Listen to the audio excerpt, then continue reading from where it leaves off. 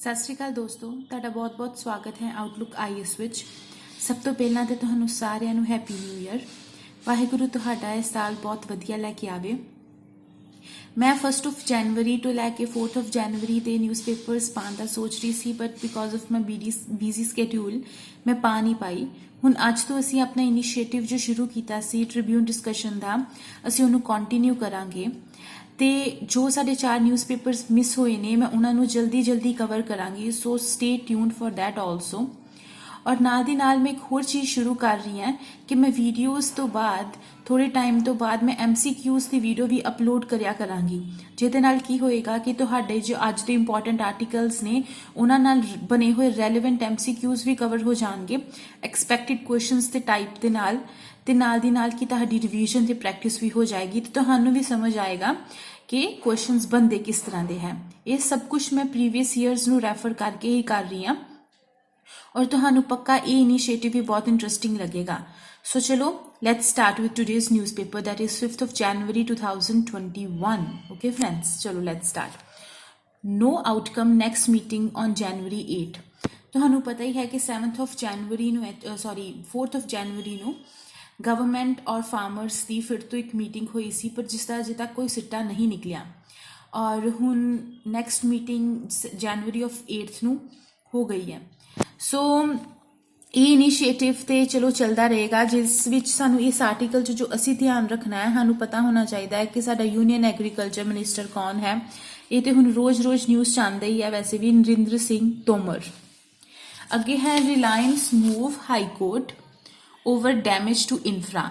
ਦੇਖੋ ਇਹ ਵੀ ਤੁਹਾਨੂੰ ਪਤਾ ਹੈ ਕਿ ਫਾਰਮਰਸ ਦੀ ਐਜੀਟੇਸ਼ਨ ਦੇ ਵਿੱਚ ਕੁਝ ਫਾਰਮਰਸ ਨੇ ਜਾਂ ਕੁਝ ਲੋਕਲਸ ਨੇ ਜੋ ਇਨਫਰਾਸਟ੍ਰਕਚਰ ਸੀ ਰਿਲਾਇੰਸ ਦਾ, ਜੀਓ ਦਾ, ਮਤਲਬ ਜੋ ਪਿਲਰਸ ਵਗੈਰਾ ਔਰ ਜੋ ਵਾਇਰ ਹੁੰਦੇ ਆ ਸਾਡੇ, ਉਹਨਾਂ ਨੂੰ ਤੋੜਤਾ ਸੀ, ਉਹਦਾ ਟੁੱਟਪਨ ਕਰ ਦਿੱਤੀ ਸੀ। ਤੇ ਰਿਲਾਇੰਸ ਜਿਹੜੀ ਹੈ ਉਹ Punjab and Haryana high court 'ਚ ਗਈ ਹੈ ਔਰ ਉਹਨਾਂ ਨੇ ਕਲੇਮ ਕੀਤਾ ਹੈ ਕਿ ਸਾਡਾ ਜੋ ਇਨਫਰਾਸਟ੍ਰਕਚਰ ਡੈਮੇਜ ਹੋਇਆ ਹੈ ਉਹ ਨਹੀਂ ਹੋਣਾ ਚਾਹੀਦਾ। ਉਹ ਮਤਲਬ ਗਲਤ ਅਪਰੋਚ ਹੈ ਫਾਰਮਰਸ ਦੀ। ਅਸੀਂ ਮਤਲਬ ਫਾਰਮਰਸ ਦੀ ਸਪੋਰਟ ਵਿੱਚ ਹੀ ਖੜੇ ਹਾਂ, ਅਸੀਂ ਤੇ ਉਹਨਾਂ ਦੇ ਨਾਲ ਕੁਝ ਗਲਤ ਨਹੀਂ ਕਰ ਰਹੇ, ਯੂ ਨੋ ਦ ਥਿੰਗ। ਸੋ ਇਹ ਚੀਜ਼ ਜੋ ਹੈ ਉਹ ਰਿਲਾਇੰਸ ਨੇ ਬੋਲੀ ਹੈ। ਚਲੋ ਅੱਗੇ ਇੰਪੋਰਟੈਂਟ ਆਰਟੀਕਲਸ ਨੂੰ ਅਸੀਂ ਕਵਰ ਕਰਦੇ ਹਾਂ। ਦੇਖੋ ਨੈਕਸਟ ਹੈ ਇਹ news that is benami asset IT official record Vadra statement. ਦੇਖੋ ਇਹਦੇ ਵਿੱਚ ਵੈਸੇ ਤੇ ਨਿਊਜ਼ ਤੇ ਇਹੀ ਹੈ ਕਿ ਵਾਦਰਾ ਤੁਹਾਨੂੰ ਪਤਾ ਹੀ ਹੈ ਕੌਣ ਬੰਦਾ ਹੈ, ਸੋਨੀਆ ਗਾਂਧੀ ਦਾ ਸਨ ਇਨ ਲਾਅ ਹੈ ਤੇ ਉਹਦੀ ਸਟੇਟਮੈਂਟ ਨੂੰ ਨੋਟ ਡਾਊਨ ਕੀਤਾ ਗਿਆ ਉਹਦੇ ਘਰੇ ਜਾ ਕੇ। ਬਟ ਅਸੀਂ ਇਸ ਐਕਟ 'ਚ ਕੀ ਧਿਆਨ ਰੱਖਣਾ ਹੈ, ਇਸ ਆਰਟੀਕਲ 'ਚ ਕੀ ਧਿਆਨ ਰੱਖਣਾ ਹੈ, prohibition of benami property transaction act. ਅਸੀਂ ਇਸ ਐਕਟ ਨੂੰ ਡਿਸਕਸ ਕਰਨਾ ਹੈ actually, which is important from exam point of view. ਇਹ ਤੋਂ ਡਾਇਰੈਕਟ ਕੁਐਸਚਨ ਬਣਨ ਦੀ ਪੂਰੀ ਉਮੀਦ ਹੈ। ਸੋ ਸੀ ਪ੍ਰੋਹੀਬਿਸ਼ਨ of benami property transaction act 2016 ਵਿੱਚ ਇਹ ਐਕਟ ਬਣਿਆ ਸੀ। ਤੇ ਟ੍ਰਾਂਜੈਕਸ਼ਨ ਐਕਚੁਅਲੀ ਬਿਨਾਮੀ ਪ੍ਰੋਪਰਟੀ ਹੁੰਦੀ ਕੀ ਹੈ, ਸਭ ਤੋਂ ਪਹਿਲਾਂ ਤਾਂ ਸਾਨੂੰ ਇਹ ਪਤਾ ਹੋਣਾ ਚਾਹੀਦਾ ਹੈ। ਬਿਨਾਮੀ ਪ੍ਰੋਪਰਟੀ ਉਹ ਹੁੰਦੀ ਹੈ ਕਿ ਕਿਸੇ ਬੰਦੇ ਦੇ ਨਾਮ ਤੇ ਉਹ ਪ੍ਰੋਪਰਟੀ ਹੈ, ਲੇਕਿਨ ਪਰ ਉਸ ਪ੍ਰੋਪਰਟੀ ਤੇ ਕੰਮ ਕੋਈ ਹੋਰ ਬੰਦਾ ਕਰਦਾ ਹੈ। ਠੀਕ ਹੈ, ਮਤਲਬ ਜਿਸ ਦੇ ਨਾਮ ਤੇ ਹੈ ਉਸ ਦੀ ਐਗਜ਼ੈਕਟਲੀ ਉਹ ਪ੍ਰੋਪਰਟੀ ਹੈ ਨਹੀਂ, ਕਿਸੇ ਵਰਤਦਾ ਉਹਨੂੰ ਕੋਈ ਹੋਰ ਪਿਆ। ਠੀਕ ਹੈ, ਇੱਕ ਤੇ ਇਸ ਤਰੀਕੇ ਦੀ ਹੁੰਦੀ ਹੈ। ਜਾਂ ਫਿਰ ਇਹੀ ਨਾ ਪਤਾ ਹੋਏ ਜਿਸ ਦੇ ਨਾਮ ਹੈ ਉਹ ਬੰਦਾ ਕੌਣ ਹੈ, ਬੰਦੇ ਦੀ ਐਕਚੁਅਲੀ ਕੋਈ ਐਗਜ਼ਿਸਟੈਂਸ ਹੀ ਨਾ ਹੋਏ, ਉਹ ਵੀ ਬਿਨਾਮੀ ਦੀ ਪ੍ਰੋਪਰਟੀ ਹੁੰਦੀ ਹੈ।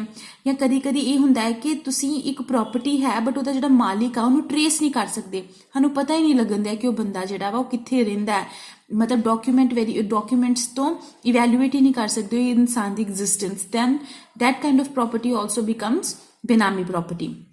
ਹੁਣ ਇਸ ਐਕਟ ਦੇ ਅੰਡਰ ਜੇ ਅਸੀਂ ਗੱਲ ਕਰੀਏ ਤੇ ਇਸ ਐਕਟ ਦੇ ਅੰਦਰ ਇੱਕ ਐਪੀਲੀਏਟ ਟ੍ਰਿਬੂਨਲ ਵੀ ਬਣਦਾ ਹੈ, ਮਤਲਬ ਕਿ ਜੇਕਰ ਜਿਸ 'ਚ ਹੀ ਅਪੀਲ, ਜਿਵੇਂ ਕੋਈ ਕੇਸ ਆਇਆ ਹੈ ਤੇ ਕੇਸ ਦਾ ਕੁਝ ਜਜਮੈਂਟ ਆ ਗਈ ਹੈ, ਹਾਈ ਕੋਰਟ 'ਚ ਕੋਈ ਜਜਮੈਂਟ ਹੋ ਗਈ ਹੈ, ਪਰ ਉਸਨੂੰ ਅਪੀਲ ਵੀ ਕਰ ਸਕਦੇ ਹਾਂ ਕਿਤੇ, ਐਪੀਲੀਏਟ ਟ੍ਰਿਬੂਨਲ ਹੈ। ਸਪੈਸ਼ਲ ਕੋਰਟ ਵੀ ਇਸ ਐਕਟ ਦੇ ਅੰਡਰ ਬਣੇ ਜਾਂਦੇ ਆ, ਜਿਨ੍ਹਾਂ ਦਾ ਕੰਮ ਕੀ ਹੁੰਦਾ ਹੈ ਕਿ ਉਹਨਾਂ ਨੇ ਟਰਾਇਲ ਦੇਣਾ 6 ਮਹੀਨਿਆਂ ਦੇ ਅੰਦਰ।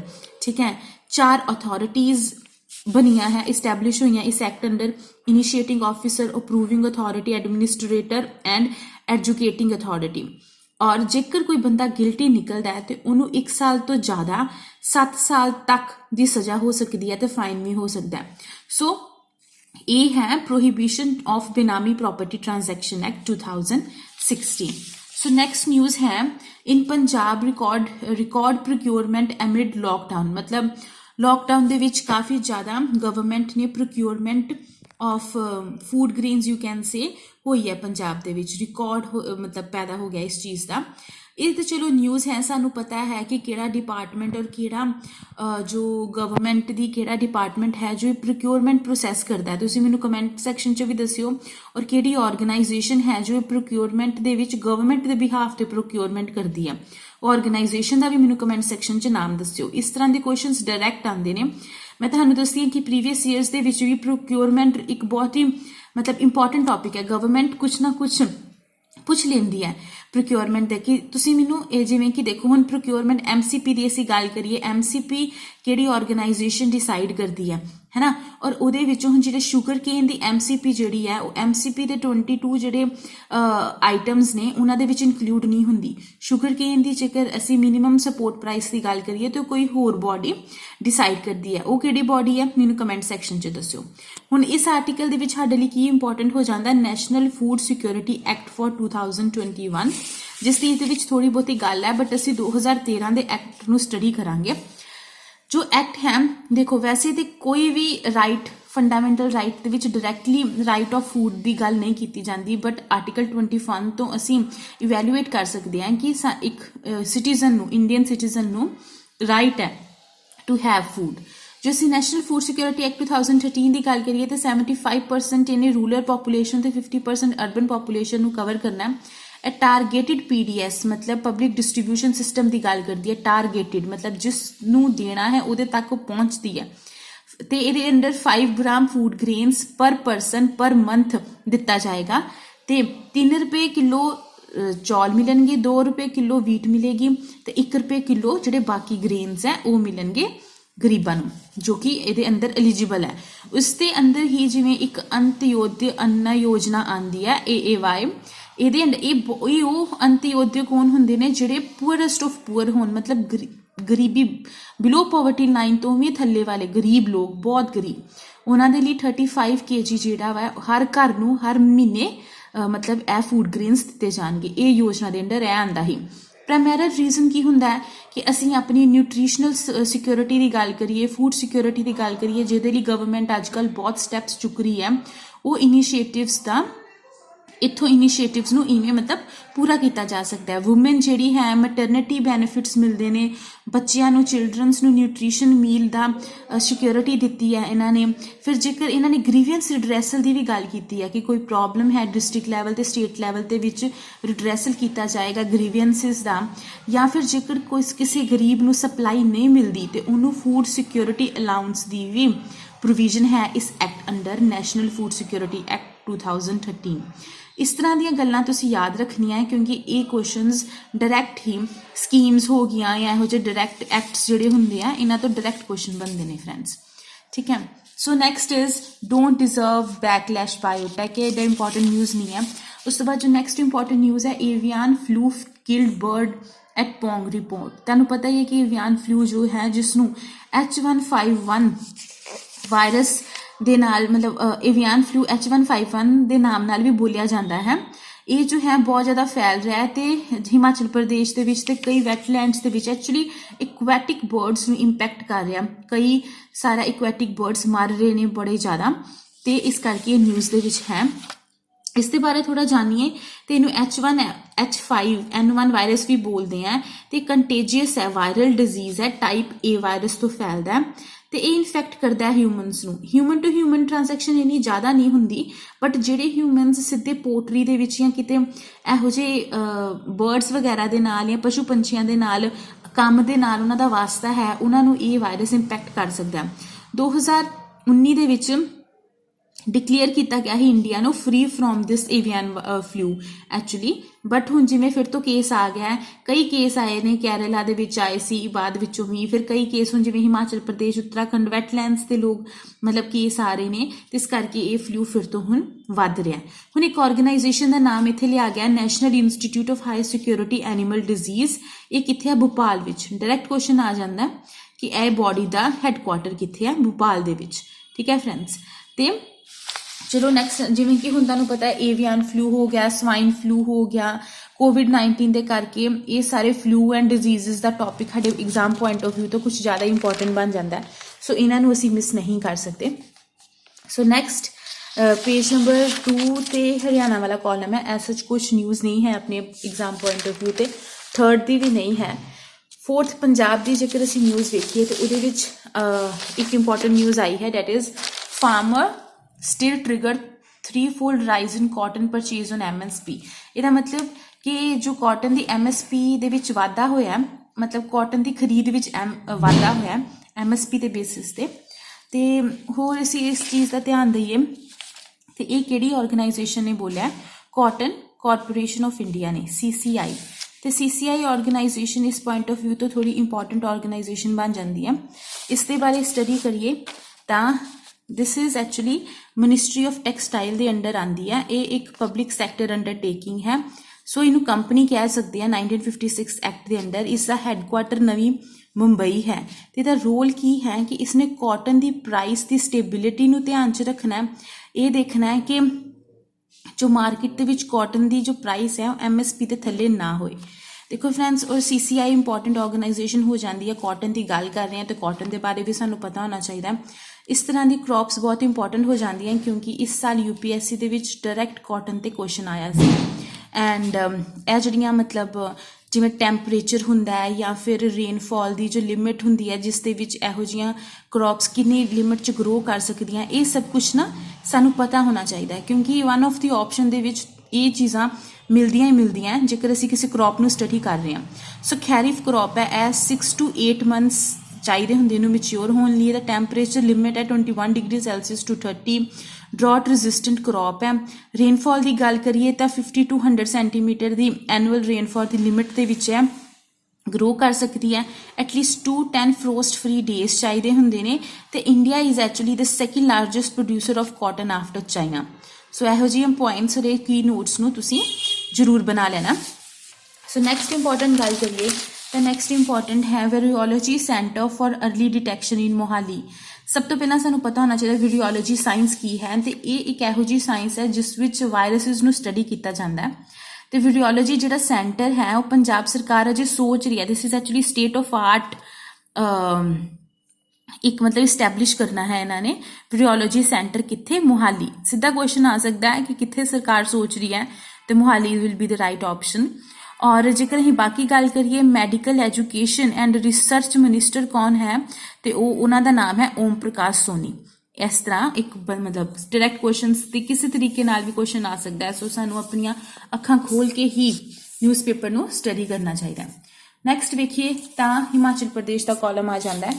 उसदे विच इंपॉर्टेंट न्यूज़ तो वही एवियन फ्लू हीगा जो असी ऑलरेडी डिस्कस कर चुके हैं। उस तो बाद असी ये है कि BRO जो कि बॉर्डर रोड ऑर्गेनाइजेशन ने कि मनाली ते लेह हाईवे नूं क्लीन किया, मतलब स्नोफॉल हुई सी ते उन्नू साफ किया। हुण देखो इत्थे एक टनल की गल हो रही है, अटल टनल के बारे तुहानू देखो इस तरह तरीके के तुसीं आर्टिकल जिस टाइम पढ़ते हो तुहानू पता हुंदा है कि आर्टिकल दे विच चलो एक नॉर्मल जी गल है स्नो साफ की, पर जिले इहो जी कुछ टनल्स की गल होए या वैलीज की गल होए या की कनैक्टिविटी है, यह टॉपिक फिर इंपॉर्टेंट हो जाता है बिकॉज क्वेश्चनस तुहानू पता ही है किस तरह के ही आते हैं। और अटल टनल तो वैसे भी न्यूज़ च सी, क्यों न्यूज़ च सी? देखो ये की करती है, कनैक्ट करती है सोलांग वैली ते सिस्सू इन लाहौल स्पीति वैली नूं कनैक्ट करती है अटल टनल। न्यूज़ च सी रीसेंटली इनॉग्रेशन हुई है इसकी। Is the longest highway tunnel India दे विच ते 3000 मीटर हाइट ते ये कंस्ट्रक्ट हुई है। ये रोहतांग पास दे नूं मतलब लागे है पीर पंजल रेंज ऑफ हिमाचल प्रदेश। केड़ी रेंज च है? पीर पंजल रेंज दे विच है, रोहतांग पास दे लागे है और सॉरी पास नूं क्रॉस करती है। तो ये टनल मतलब कंस्ट्रक्ट हुई है रीसेंटली। हुण तुहानू मैं कुछ पासिस दी अपना मेरा एक चैनल भी बनया हुआ है दोस्तों टैलीग्राम दे विच, जिसका मैं लिंक अपने डिस्क्रिप्शन च देवांगी। उस दे विच मैं पासिस जो है जिन्ने भी रीसेंटली न्यूज़ च पास सीगे या जो भी साडे पासिस इंपॉर्टेंट पासिस है इंडिया च उन्हां दे बारे मैं एक्चुअली पाया भी होया है, तो मैं होर अपडेट कर दांगी। तो उन्होंने एक बारी जाके उस चैनल पर जरूर देख लेना। टैलीग्राम का चैनल है फ्रेंड्स, टैलीग्राम। एक्चुअली उस चैनल पर मैं बहुत सारा छोटा कंटेंट ऑलरेडी बहुत ज़्यादा पा रखा है।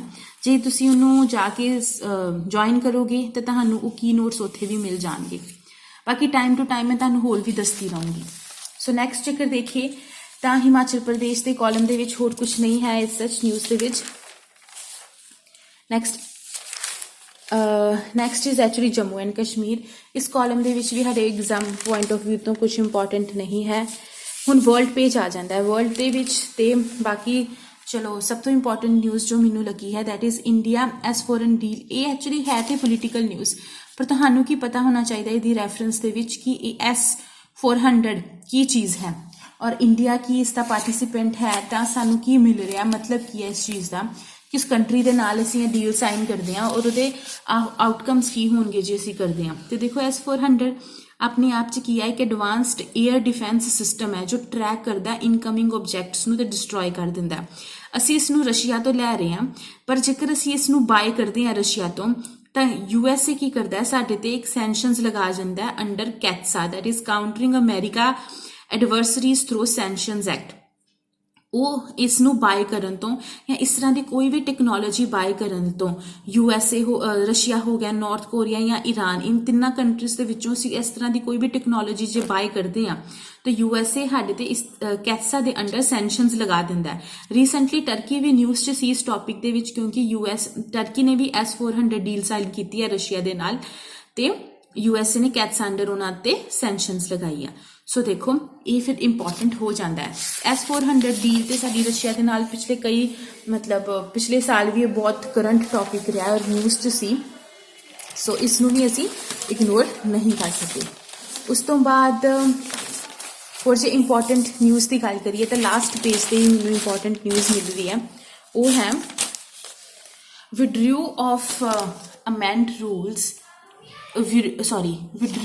withdraw or amend rules on confiscation of animals। Supreme court ਨੇ ਬੋਲਿਆ ਇਸ ਆਰਟੀਕਲ ਦੇ ਵਿੱਚ, ਦੇਖੋ ਸੁਪਰੀਮ ਕੋਰਟ ਨੇ ਬੋਲਿਆ ਕਿ ਜੇਕਰ ਕੋਈ ਅਰੈਸਟ ਹੁੰਦਾ ਹੈ ਐਨੀਮਲ ਪ੍ਰੀਵੈਂਸ਼ਨ ਐਕਟ ਦੇ ਅੰਡਰ ਕੋਈ, ਔਰ ਉਹ ਜਿਹੜਾ ਟਰੇਡਰ ਹੈ ਉਸਦੀ ਜੋ ਜਾਨਵਰ ਹੈ ਉਹਨੂੰ ਤੁਸੀਂ ਜ਼ਬਤ ਨਹੀਂ ਕਰ ਸਕਦੇ, ਕਿਉਂਕਿ ਉਸ ਦੀ ਰੋਜੀ ਰੋਟੀ ਦਾ ਸਵਾਲ ਹੁੰਦਾ ਹੈ। ਔਰ ਜਿੰਨੀ ਦੇਰ ਤੱਕ ਉਹ ਉਹਦਾ ਕ੍ਰਾਈਮ ਪ੍ਰੂਵ ਨਹੀਂ ਹੋ ਜਾਂਦਾ, ਤੁਸੀਂ ਉਹਦੀ ਐਨੀਮਲਸ ਉਹਨੂੰ ਦਵੋ, ਉਹ ਤੋਂ ਜ਼ਬਤ ਨਹੀਂ ਕਰ ਸਕਦੇ। You can't do the confiscation of animals actually.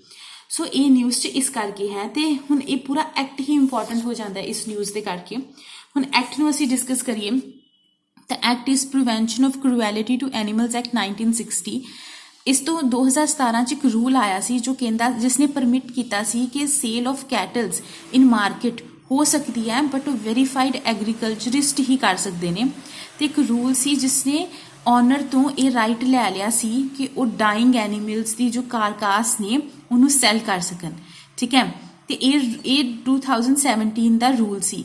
ਇਸੇ ਰੂਲ ਦੇ ਅੰਡਰ ਹੀ confiscation of animal of trader during trial in cases ਦਾ ਪੁਆਇੰਟ ਆਉਂਦਾ ਹੈ। ਇਹਦਾ ਮਤਲਬ ਇਹ ਸੀ ਕਿ ਜ਼ਬਤ ਕਰ ਲੈਣਗੇ ਜੇ ਟਰੇਡਰਸ ਦੇ ਉੱਤੇ ਕੋਈ ਇਲਜ਼ਾਮ ਆਉਂਦਾ ਹੈ ਕਿ ਉਹਨੇ ਕਿਸੇ ਜਾਨਵਰ ਨੂੰ ਮਾਰਿਆ ਹੈ ਜਾਂ prevention of cruelty to act ਦੇ ਅੰਡਰ ਕੋਈ ਕ੍ਰਾਈਮ ਕੀਤਾ ਹੈ, ਤੇ ਉਸ ਦੇ ਜਾਨਵਰ ਨੂੰ ਜ਼ਬਤ ਕਰ ਲਿੱਤਾ ਜਾਏਗਾ during the trial period. But supreme court ਨੇ ਇਹੀ ਕਿਹਾ ਕਿ ਇਹ ਗਲਤ ਹੈ, ਅਜੇ ਉਹ ਕਸੂਰਵਾਰ ਸਾਬਿਤ ਨਹੀਂ ਹੋਇਆ, ਉਹਦਾ ਜੇ ਕ੍ਰਾਈਮ ਪ੍ਰੂਵ ਨਹੀਂ ਹੋਇਆ ਔਰ ਉਹ ਐਨੀਮਲ ਉਹਦੀ ਰੋਜੀ ਰੋਟੀ ਦਾ ਸਵਾਲ ਹੈ, ਸੋ ਅਸੀਂ ਕਨਫਿਸਕੇਸ਼ਨ ਨਹੀਂ ਕਰ ਸਕਦੇ।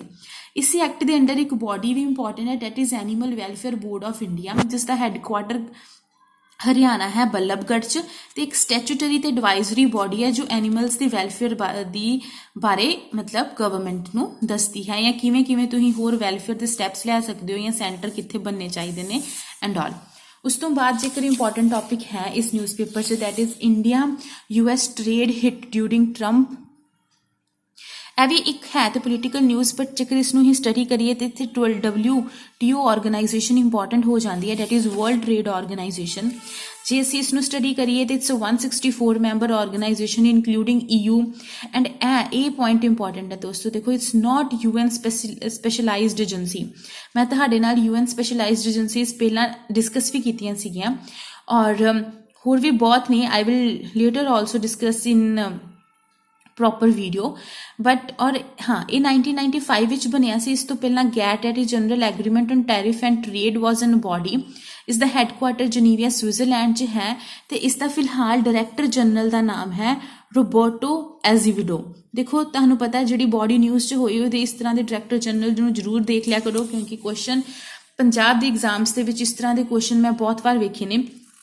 ਸੋ ਇਸ ਲਈ ਇਹ ਵੀ ਟੌਪਿਕ ਇੰਪੋਰਟੈਂਟ ਹੋ ਜਾਂਦਾ ਹੈ। ਸੋ ਇੱਕ ਹੋਰ ਨਿਊਜ਼ ਜੋ ਹੈ that is Jaishankar Sri Lanka visit to bolster ties. ਹੁਣ ਇਹ ਤੇ ਚਲੋ ਉਹ ਵਿਜ਼ਿਟ ਤੇ ਗਏ ਨੇ, ਬਟ ਕਿਉਂ ਗਏ ਨੇ ਸਾਡੇ ਲਈ ਇਹ ਜ਼ਿਆਦਾ ਜ਼ਰੂਰੀ ਹੈ। ਔਰ ਜੇਕਰ ਅਸੀਂ ਇੰਡੀਆ ਸ਼੍ਰੀਲੰਕਾ ਦੇ ਰਿਲੇਸ਼ਨਸ ਦੀ ਗੱਲ ਕਰੀਏ ਤਾਂ ਇੰਟਰਨੈਸ਼ਨਲ ਰਿਲੇਸ਼ਨਸ ਦਾ ਇੱਕ ਬਹੁਤ ਇੰਪੋਰਟੈਂਟ ਟੌਪਿਕ ਬਣ ਜਾਂਦਾ ਹੈ। ਇਸ ਨਿਊਜ਼ ਦੇ ਵਿੱਚ ਇੰਡੀਆ ਜਾਪਾਨ ਇੱਕ East container terminal development project ਬਣਾਉਣਾ ਚਾਹੁੰਦਾ ਹੈ ਕੋਲੰਬੋ ਦੇ ਵਿੱਚ, ਕੋਲੰਬੋ ਪੋਰਟ ਤੇ। तो श्रीलंका ने अजय उस लिए हामी नहीं भरी एंड एक्चुअली क्यों टू कॉम्बैट दी हैमा। ये जो पोर्ट है हामा बनटोटा पोर्ट जो है ये चाइना ने कंस्ट्रक्ट किया कोलंबो दे विच। इसनू मतलब कि इक्वली अपना पावर शो करने लिए इंडिया तो जापान भी कंस्ट्रक्ट करना चाहता है। तो इस बारे भी एक्चुअली साडे जिहड़े जयशंकर मिनिस्टर जिहड़े विजिट कर रहे ने उन्होंने इस टॉपिक ते भी डिस्कस करनी है श्रीलंकन मिनिस्टर्स के नाल, ते होर भी बड़े होर टॉपिक्स ते भी डिस्कस करनी है। जो साडा प्राइम इशू जेकर असीं देखिए तो श्रीलंका दे नाल साडे फिशरमैनस दा हुंदा है ना, कि वो वाटर दियां जिहड़ियां मतलब जो साडियां बाउंड्रीज है उन्होंने क्रॉस करके श्रीलंका वाटर्स दे विच चल जांदे ने, ते फिर उत्थे दी जो आर्मी है या उत्थे दियां जिहड़े गार्ड पुलिस है उन्होंने गिरफ्तार कर लैंदी नहीं। तो तमिलनाडु ते श्रीलंका का यह एक बहुत मेजर इशू चलता रहा है, तो इसके उपर भी कुछ ना कुछ एक्ट्स बने ने कुछ ना कुछ। सो उस टॉपिक ते भी डिस्कशनस हुण इस टाइम ते होणगियां। सो नैक्सट न्यूज़ की है IAF pulls indigenisation surveillance equipment for imported aerostat. Aerostat की हुंदा है दोस्तों, साडे लई ये इंपॉर्टेंट है एक्चुअली। तो aerostat is actually unpowered helium filled balloon. यह भी क्वेश्चन आ जाता है जिमें पूछते हैं ना कि सब तो लाइट गैस केड़ी है। So you know the answer now. So helium filled balloon हुंदा है प्रॉपर इहदा पर्पस की है कि सर्विलेंस पर्पस लिए असीं इहनूं एक्चुअली खरीदते हैं। असीं इजराइल तो खरीदिया सी इसनूं, बट हुण असीं मतलब इंडिजीनियसली भी इहनूं कंस्ट्रक्ट करने की कोशिश कर रहे हैं। IAF ने बोलिया, साडी एयरफोर्स ने बोलिया है। इस तरह का दिखता है दोस्तों, देखो। और वैसे भी तुहाडे कोल जो न्यूज़पेपर है तो तुसीं उत्थे भी इसकी फोटो देख सकते हो। सो इस तरह की चीज़ां इंपॉर्टेंट हो जांदियां वाइल स्टडिंग अ न्यूज़पेपर।